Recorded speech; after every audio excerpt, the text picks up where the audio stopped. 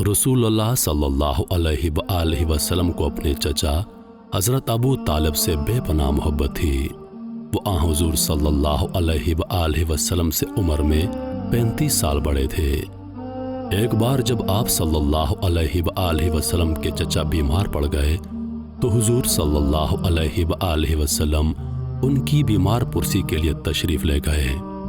چچا نے کہا، میرے پیارے بھتیجے، جس اللہ نے تجھے رسول بنا کر بھیجا ہے اس سے دعا کیوں نہیں مانگتے کہ وہ مجھے تندرست کر دے؟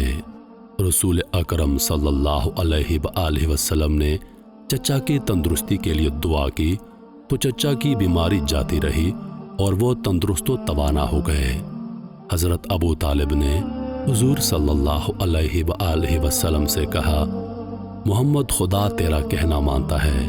رسول اللہ صلی اللہ علیہ وآلہ وسلم نے مسکرا کر جواب دیا، چچا جان، آپ بھی اگر خدا کا کہنا ماننے لگ جائیں تو وہ ذات رحیم و کریم ضرور آپ کا کہنا بھی مانے گی۔